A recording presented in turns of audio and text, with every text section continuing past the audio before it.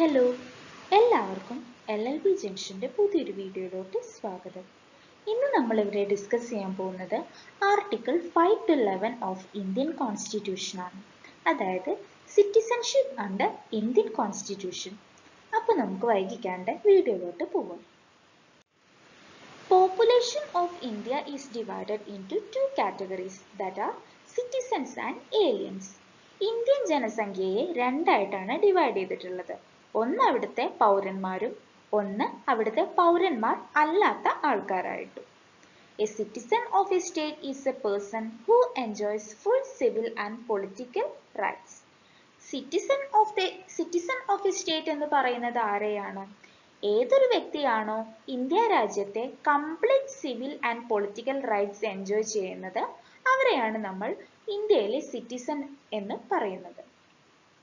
Aliens do not enjoy all these rights like citizens. സിറ്റിസൺസിനെ പോലെ non citizens complete civil and political rights enjoy ചെയ്യുന്നില്ല. Citizenship carries with it certain advantages conferred by Constitution. അതുകൊണ്ട് തന്നെ നമുക്ക് പറയാം സിറ്റിസൺസിന് കുറച്ച് advantages നമ്മുടെ Indian constitution കൊടുക്കുന്നുണ്ട്. അതായത് നോൺ സിറ്റിസൺസ് എൻജോയ് ചെയ്യാത്ത പല അഡ്വാൻറ്റേജസും നമ്മുടെ സിറ്റിസൺസിന് ഇന്ത്യൻ കോൺസ്റ്റിറ്റ്യൂഷൻ കൊടുക്കുന്നുണ്ട്. Aliens do not enjoy these advantages. ഈ അഡ്വാൻറ്റേജസ് നമ്മുടെ നോൺ സിറ്റിസൺസ് എൻജോയ് ചെയ്യുന്നില്ല. Part 2 of Indian constitution deals with citizenship. Indian കോൺസ്റ്റിറ്റ്യൂഷന്റെ പാർട്ട് 2 ആണ് സിറ്റിസൺഷിപ്പിനെ പറ്റി ഡീൽ ചെയ്യുന്നത്. ഇത്രയും കാര്യങ്ങളാണ് സിറ്റിസൺഷിപ്പിനെ പറ്റിയിട്ട് തരാനുള്ള ഒരു ജനറൽ ഇൻട്രൊഡക്ഷൻ.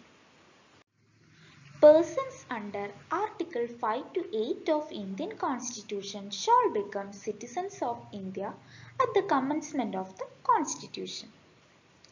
ഇന്ത്യൻ കോൺസ്റ്റിറ്റ്യൂഷന്റെ കമൻസ്മെന്റിന് ശേഷമുള്ള സിറ്റിസൺസ് ആരൊക്കെയാണ് എന്ന് പറയുന്നത് ആർട്ടിക്കിൾ 5 to 8 ഓഫ് ഇന്ത്യൻ കോൺസ്റ്റിറ്റ്യൂഷന്റെ അണ്ടറിലാണ്. ആദ്യമായിട്ട് നമ്മളിവിടെ നോക്കാൻ പോകുന്നത് ആർട്ടിക്കിൾ 5 ഓഫ് ഇന്ത്യൻ കോൺസ്റ്റിറ്റ്യൂഷൻ ആണ്.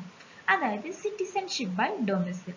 ഈ സിറ്റിസൺഷിപ്പ് ബൈ ഡൊമിസിൽ കിട്ടാൻ എന്തൊക്കെ കണ്ടീഷൻസ് അതല്ലെങ്കിൽ എന്തൊക്കെ കാര്യങ്ങൾ സാറ്റിസ്ഫൈ ചെയ്യണം, അതല്ലെങ്കിൽ ഏതൊക്കെ ആൾക്കാർക്കാണ് സിറ്റിസൺഷിപ്പ് ബൈ ഡൊമിസിൽ എന്ന കാറ്റഗറിയുടെ അണ്ടറിൽ സിറ്റിസൺഷിപ്പ് വാങ്ങാവുന്നത് എന്നാണ് നമ്മൾ നോക്കുന്നത്. At the commencement of Indian Constitution, every person who has his domicile in the territory of India and who was born in India or either of whose parents was born in Indian territory or who has been ordinarily resident in the territory of India for not less than 5 years immediately preceding such commencement shall be a citizen of India. ഇവിടെ എന്താണ് പറയുന്നത്? Indian constitution comments ചെയ്യുന്ന സമയത്ത് ഏതൊക്കെ വ്യക്തികൾക്കാണ് Indian ടെറിട്ടറിയിൽ താമസമാക്കിയിട്ടുള്ളത്, അതല്ലെങ്കിൽ who was born in India, ആരൊക്കെയാണ് ഇന്ത്യയിൽ ജനിച്ചിട്ടുള്ളത്, അതല്ലെങ്കിൽ either of whose parents was born in Indian territory, ആ വ്യക്തിയുടെ ഏതെങ്കിലും ഒരു പാരന്റ്സ് ഇന്ത്യയിലാണ് ജനിച്ചിട്ടുള്ളതെങ്കിൽ who has been ordinarily resident in the territory of India for not less than 5 years immediately preceding such commencement. അതായത് constitution comments ചെയ്യുന്നതിന് തൊട്ടു മുൻപ് 5 വർഷത്തിൽ കുറയാണ്ട് അവർ ഇന്ത്യൻ ടെറിട്ടറിയിലെ ഒരു സാധാരണ താമസക്കാരൻ ആയിരുന്നെങ്കിലും ഇങ്ങനെ വരുന്ന കണ്ടീഷൻസ് ഒക്കെ സാറ്റിസ്ഫൈ ചെയ്യുകയാണെങ്കിൽ അവരെ ഇന്ത്യൻ സിറ്റിസൺ ആയിട്ട് കണക്കാക്കാം എന്നാണ് പറയുന്നത്. അതായത് ഇന്ത്യയിൽ ജനിച്ച ഒരാളാവാം, അതല്ലെങ്കിൽ ആ വ്യക്തിയുടെ മാതാപിതാക്കളിൽ ഒരാൾ ഇന്ത്യയിൽ ജനിച്ച ആളാണെങ്കിൽ, അതല്ലെങ്കിൽ ഭരണഘടന കമൻസ് ചെയ്യുന്നതിന് തൊട്ടു മുൻപ് 5 വർഷത്തിൽ കുറയാണ്ട് സാധാരണ ഇന്ത്യൻ പ്രദേശത്ത് അതല്ലെങ്കിൽ ഇന്ത്യൻ ടെറിട്ടറിയിൽ ഓർഡിനറിലി ഒരു റെസിഡന്റ് ആണെങ്കിൽ, അതല്ലെങ്കിൽ അദ്ദേഹത്തിന് ഒരു ഇന്ത്യൻ പ്രദേശത്താണ്, ഇന്ത്യ രാജ്യത്താണ് ആ വ്യക്തിയുടെ സ്ഥിരമായ വീടുള്ളതെങ്കിൽ, അതല്ലെങ്കിൽ സ്ഥിരമായിട്ട് അവർ താമസിക്കുന്നതെങ്കിൽ അങ്ങനെയുള്ള ആൾക്കാരെയൊക്കെ ഇന്ത്യൻ സിറ്റിസൺസ് ആയിട്ട് കണക്കാക്കാമെന്നാണ് ആർട്ടിക്കിൾ 5ന്റെ അണ്ടറിൽ പറയുന്നത്. അടുത്തതായി നമ്മൾ നോക്കാൻ പോകുന്നത് ആർട്ടിക്കിൾ 6 ആണ്. അതായത് rights of സിറ്റിസൺഷിപ്സ് of certain persons who have migrated from Pakistan to India. പാകിസ്ഥാനിൽ നിന്ന് ഇന്ത്യയിലേക്ക് മൈഗ്രേറ്റ് ചെയ്ത പേഴ്സൺസിനെ രണ്ടായിട്ടാണ് ക്ലാസിഫൈ ചെയ്തിട്ടുള്ളത്. അതായത് ജൂലൈ 19 1948 മുൻപ് ഇന്ത്യയിലേക്ക് വന്നവരായിട്ടും ജൂലൈ 19 1948 ശേഷം ഇന്ത്യയിലേക്ക് വന്നവരായിട്ടും. Article 6 provides that a person who has migrated to India from Pakistan shall be deemed to be a citizen of India at the commencement of Constitution if, അതായത് article 6 പ്രകാരം പാകിസ്ഥാനിൽ നിന്ന് ഇന്ത്യയിലേക്ക് കോൺസ്റ്റിറ്റ്യൂഷൻ കമൻസ് ചെയ്തതിന് ശേഷം migrate ചെയ്തവരെ Indian citizens ആയിട്ട് കണക്കാക്കണം എന്നുണ്ടെങ്കിൽ ഈ പറയുന്ന ഏതെങ്കിലും രണ്ട് കണ്ടീഷൻസ് സാറ്റിസ്ഫൈ ചെയ്യേണ്ടതായിട്ട് ഉണ്ട്. He or either of his parents or any of his grandparents was born in India as defined in the Government of India Act 1935. Government of India Act 1935 പറഞ്ഞത് പ്രകാരം അയാളോ അതല്ലെങ്കിൽ അയാളുടെ ഏതെങ്കിലും ഒരു പാരൻസോ അതല്ലെങ്കിൽ അയാളുടെ ഏതെങ്കിലും ഒരു ഗ്രാൻഡ് പാരൻസോ ഇന്ത്യയിൽ ജനിച്ചവരായിരിക്കണം. അതല്ലെങ്കിൽ ഇനി പറയുന്നത് അഡീഷണൽ ആയിട്ട് സാറ്റിസ്ഫൈ ചെയ്യേണ്ട കണ്ടീഷൻസ് ആണ്. രണ്ട് അഡീഷണൽ കണ്ടീഷൻസ് ആണ് പറയുന്നത്. അതിൽ ഏതെങ്കിലും ഒരെണ്ണം സാറ്റിസ്ഫൈ ചെയ്താൽ മതി. സോ ആദ്യത്തെ എന്താണ് പറയുന്നതെന്ന് വെച്ചാൽ in case he migrated before July 1948 he has been ordinarily residing in India since the date of migration. ഇവിടെ എന്താണ് പറയുന്നത്?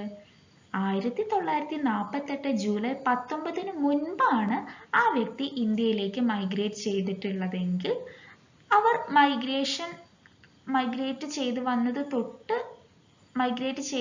തൊട്ട് ഇന്ത്യയിൽ തന്നെ ആയിരിക്കണം reside ചെയ്തിട്ടുണ്ടായിരിക്കേണ്ടത്. In case he migrated on or after July 1948, he has been registered as citizen of India by an officer appointed by Government of India for the purpose. അതായത് 1948 July 19 ശേഷമാണ് അവർ ഇന്ത്യയിലേക്ക് മൈഗ്രേറ്റ് ചെയ്തു വന്നതെങ്കിൽ അവർ ഗവൺമെന്റ് ഓഫ് ഇന്ത്യ അപ്പോയിന്റ് ചെയ്തിട്ടുള്ള ഏതെങ്കിലും ഓഫീസർക്ക് മുൻപാകെ Indian സിറ്റിസൺഷിപ്പിന് വേണ്ടിയിട്ട് register ചെയ്തിട്ടുണ്ടായിരിക്കണം. Provided that no person shall be so registered unless he has been resident in Indian territory for at least 6 months immediately preceding the date of his application. ഇവിടെ പറയുന്ന വേറൊരു important ആയിട്ടുള്ള കാര്യം എന്താണ്? ഇപ്പോൾ നമ്മൾ ഇന്ത്യൻ സിറ്റിസൺഷിപ്പിന് വേണ്ടി രജിസ്റ്റർ ചെയ്യണം എന്നുണ്ടെങ്കിൽ ആ വ്യക്തി എന്തായാലും അറ്റ്ലീസ്റ്റ് 6 മാസത്തിൽ കുറയാണ്ട് ആപ്ലിക്കേഷൻ കൊടുക്കുന്നതിന് തൊട്ട് മുൻപ് ഇന്ത്യയിൽ താമസിച്ചിട്ടുണ്ടാവണം. അതാണ് ആർട്ടിക്കിൾ 6ന്റെ അണ്ടറിൽ പറയുന്നത്. അടുത്തതായിട്ട് നമ്മൾ നോക്കാൻ പോകുന്നത് ആർട്ടിക്കിൾ 7 ആണ്. അതായത് rights of citizenship of certain migrants to Pakistan. ഇന്ത്യയിൽ നിന്ന് പാകിസ്ഥാനിലോട്ട് കുടിയേറിയ ആൾക്കാരുടെ റൈറ്റ്സിനെ പറ്റിയിട്ടാണ് ഇവിടെ പറയുന്നത്. അതായത് ഇന്ത്യയിൽ നിന്ന് പാകിസ്ഥാനിലോട്ട് കുടിയേറിയ വ്യക്തികളെ അല്ലെങ്കിൽ പേഴ്സൺസിനെ ഇന്ത്യൻ സിറ്റിസൺസ് ആയിട്ട് കണക്കാക്കില്ല എന്നാണ് ആർട്ടിക്കിൾ 7ന്റെ അണ്ടറിൽ പറയുന്നത്. Provided that nothing in this article shall apply to a person who after having so migrated to the territory now included in Pakistan has returned to the territory of India under a permit for resettlement.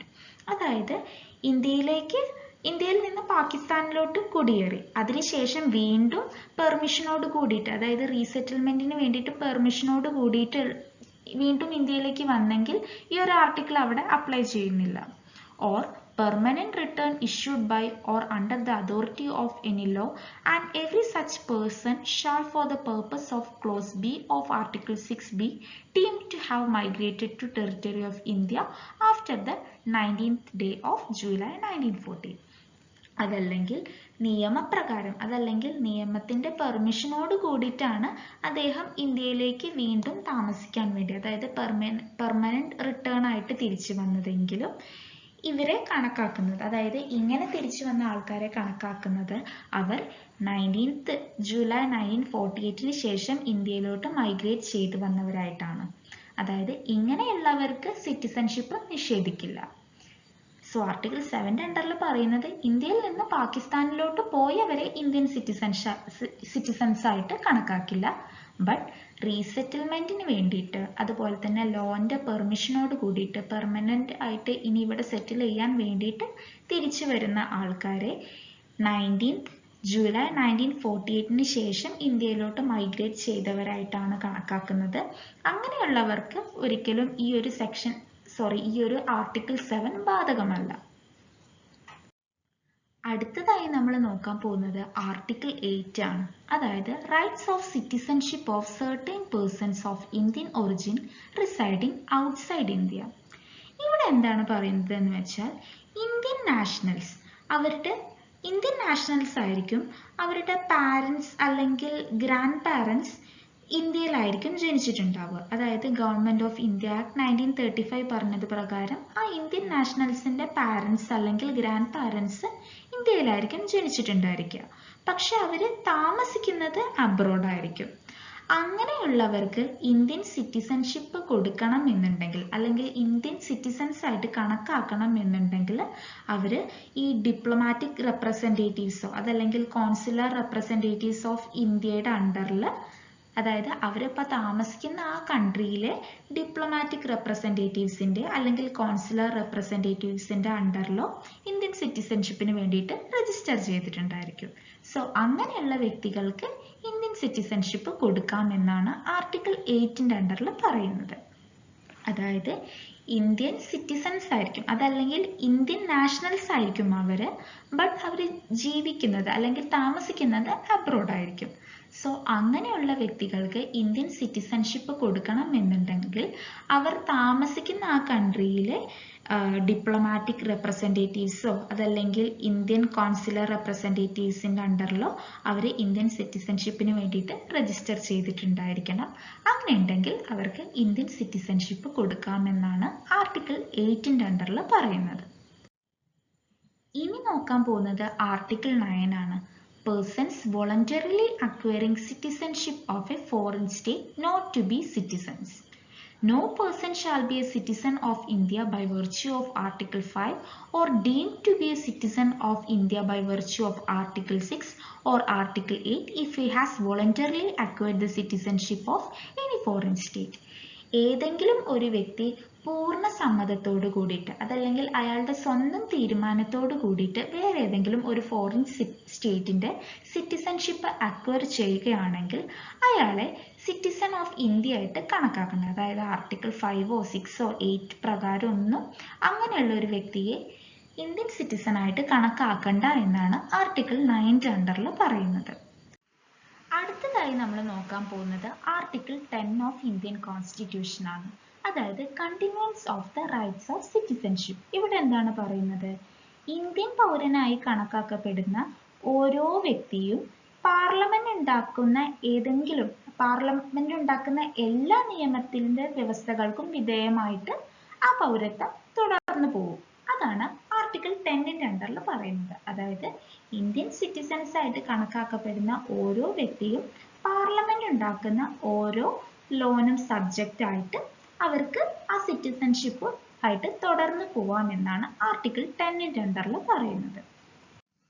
അടുത്തതായി നമ്മൾ ഇവിടെ നോക്കാൻ പോകുന്നത് article 11 ആണ്. അതായത് parliament to regulate the right of citizenship by law. Nothing in the foregoing provisions of this part shall derogate from the power of Parliament to make any provision with respect to the acquisition and termination of citizenship and all other matters relating to citizenship. ഇവിടെ എന്താണ് പറയുന്നത്? പൗരത്വം ഏറ്റെടുക്കുന്നതും അതുപോലെ തന്നെ പൗരത്വം അവസാനിപ്പിക്കുന്നതും അതല്ലെങ്കിൽ പൗരത്വമായിട്ട് ബന്ധപ്പെട്ടിട്ടുള്ള ഏതെങ്കിലും കാര്യത്തിന്റെ മുകളിലൊക്കെ എന്തെങ്കിലും ഒരു വ്യവസ്ഥ കൊണ്ടുവരാനുള്ള പാർലമെന്റിന്റെ ഒരു പവറും ഈ മുകളിൽ പറഞ്ഞിട്ടുള്ള ഒരു കാര്യങ്ങളും എടുത്തു കളയില്ല എന്നുള്ളതാണ്. അതായത് നമ്മൾ മുൻപേ സിറ്റിസൺഷിപ്പിനെ പറഞ്ഞിട്ടുള്ള ഒരു കാര്യങ്ങളും ഒരിക്കലും പാർലമെന്റിന്റെ ഈ പവേഴ്സ് ഒന്നും എടുത്തു കളയുന്നില്ല അല്ലെങ്കിൽ പാർലമെന്റിനെ ഒന്നും തടയുന്നില്ല. അതാണ് ആർട്ടിക്കിൾ 11 അണ്ടറിൽ പറഞ്ഞിട്ടുള്ളത്. സോ ഇന്നത്തെ ഈ വീഡിയോയിൽ നമ്മൾ ഡിസ്കസ് ചെയ്തത് സിറ്റിസൺഷിപ്പിനെ പറ്റിയിട്ടാണ്. അതായത് സിറ്റിസൺഷിപ്പ് അണ്ടർ ഇന്ത്യൻ കോൺസ്റ്റിറ്റ്യൂഷൻ ആണ് ഇന്നത്തെ ഈ വീഡിയോയിൽ നമ്മൾ ഡിസ്കസ് ചെയ്തിട്ടുള്ളത്. ഇന്നത്തെ ഈ വീഡിയോ എഫക്റ്റീവ് ആയി തോന്നിയെങ്കിൽ നിങ്ങൾ വീഡിയോ ലൈക്ക് ചെയ്യാനും ഷെയർ ചെയ്യാനും മറക്കരുത്. അതുപോലെ ചാനൽ ഇതുവരെ സബ്സ്ക്രൈബ് ചെയ്യാത്തവർ ചാനൽ സബ്സ്ക്രൈബ് ചെയ്യാനും മറക്കരുത്. ഏതെങ്കിലും ഒരു പെർട്ടിക്കുലർ ടോപ്പിക് ഈ ചാനൽ വഴി ഡിസ്കസ് ചെയ്യണമെന്നുണ്ടെങ്കിൽ അത് എന്നെ കമൻറ്റ് ബോക്സ് വഴി അറിയിക്കാവുന്നതാണ്. So thank you for watching the video.